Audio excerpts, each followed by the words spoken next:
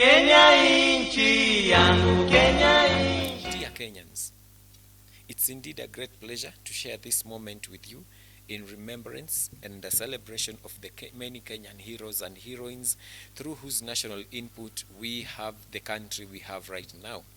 It is through their unrelenting efforts that we have this great country, that we wake up every day and we think, how better can it become? It of course cannot go unnoticed the many historical gains that we have made since independence as a country in terms of constitutional growth, infrastructural development, education-wise, and the many more other fields that touch our daily lives. We can't fail to notice that our democratic space has gradually expanded and grown steadily to where we are today. These are just a few of the many gains we have made. It's therefore my challenge to all Kenyans that we should never for a moment take any of these gains and achievements lightly and for granted, but we should endeavor to put aside all our personal selfish interest gains for the good of these gains and the country at large. We celebrate the many Kenyans who have flown our national flag high in the international scenes and achieved international recognition in sports, innovations, business, leadership, environmental conservation, service, and many other disciplines. We recognize young Kenyans such as Yasmin Mohammed for taking care of the vulnerable girls of Kibra through consistent provisional of sanitary pads every month to take away the shame that they feel every time and every day because of the lack of this necessary equipment.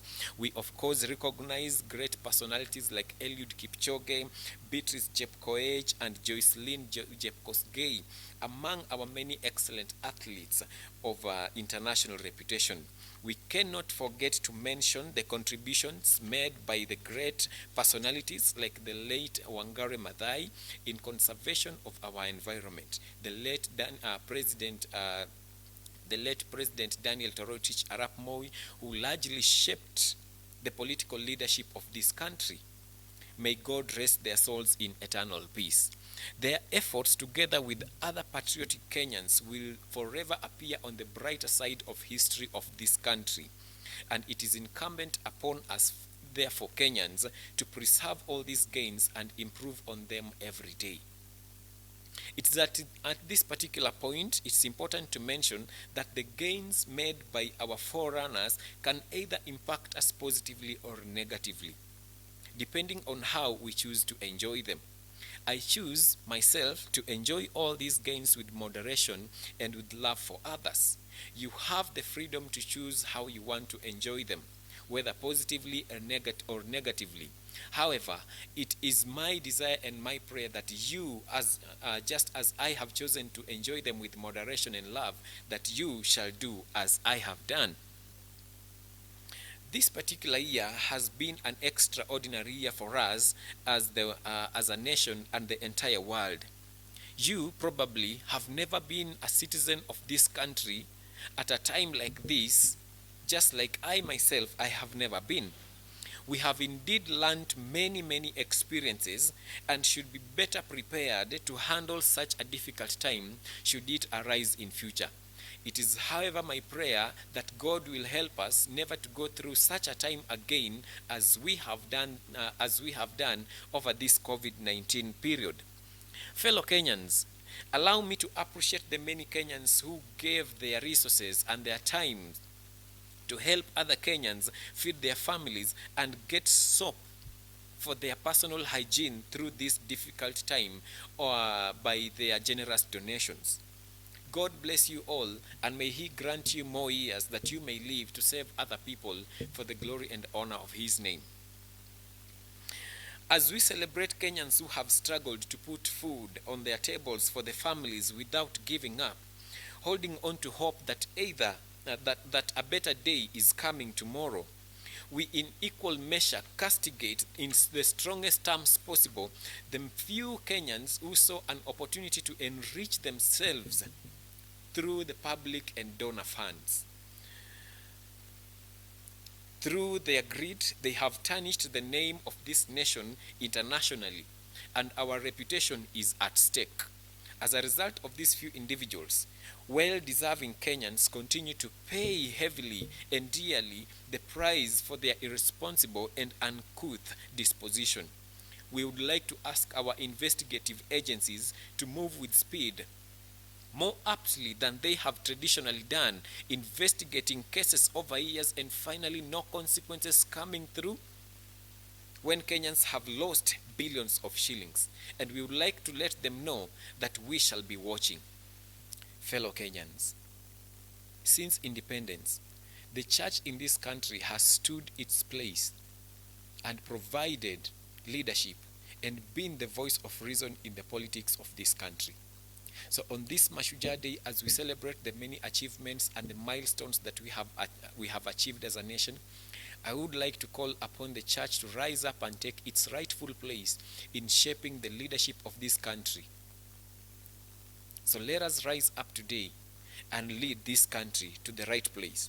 Not taking party in the politics of the day, not taking sides in the politics of the day, not providing the platform for the fueling of the political agenda, but providing the sound of reason that the Kenyans can all follow and see the right leadership getting into place. We can do it. Dear Kenyans, our politics have already gotten messy in the race for the political positions and offices in 2022, which is barely 2 years away. I may not be able to understand what urgency is with the campaigns, but you and I know well that these elections will come and go. I have a message for our political class on this Mashujaa Day, that poor Kenyans would like to get back on their feet after being severely battered by the impacts of COVID-19. It is time to focus on how well we can serve the Kenyans who elected us and not to beat them against each other. It is too early to start losing the lives of young, vibrant Kenyans and robbing families of their breadwinners and beloved kin in the name of drumming support for our political factions and manifestos, which we never fulfill anyway. Please give us time to recover and put our family economies in good shape before you can get us back onto the political track. Dear Kenyans, the politicians you go out to seek their names and support to receive little handouts or love them because they are your tribesmen do not care for you at all. They do not have your interest at their hearts at all. You kill and hurt your brothers for your preferred candidate to be elected into office, just to go back to your daily hustles on the streets to make your ends meet and to get your daily bread, while they make a killing out of their political influence and positions without you in mind at all. What shall you tell your generations in the coming days about the events that are happening at your time when you contributed to the deterioration of this nation? Your Excellency, President Uhuru Muigai Kenyatta, Kenyans are looking up to your leadership for a politically sound country, a well-developing country, and a united Kenya that is impacting the East African region, the African continent, and the world at large. Of what impact shall this country be during your reign? What answers shall you give to the questions that shall be asked in years to come about the times and the happenings and the impact of this country during your reign? The political temperatures in the country have already risen too high. You very well know the source. Your Excellency, you hold the power to restore the leadership of this country to a sound state. Is it too hard for you to summon your teams together and mediate between the rivaling factions? I can answer this too well. You can do it. And on this Mashujaa Day, I hope that you do it.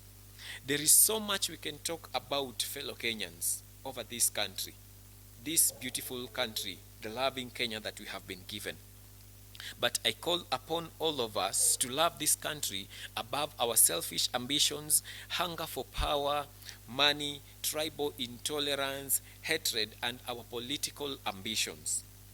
I celebrate all those Kenyans here, all those Kenyan heroes who have given their all for the pride of this country. May God grant you long, peaceful, and good lives. Finally, ladies and gentlemen, fellow Kenyans, I would like to request each and every one of us, wherever we are, that the COVID-19 pandemic is still here with us, and it is all lies within our mandate to make sure that we keep safe. As the government plays its roles, we may be quick to see the failures that the government has had, but let us know that the government shall not die. It is us who will get sick, and it's us who will die. It's us who will feel the impacts. So play your role as I play my role, so that we can save this country from this pandemic. At this point in time, allow me to pray for blessings upon you and blessings upon this country. God bless you. God bless Kenya. And God bless all of us.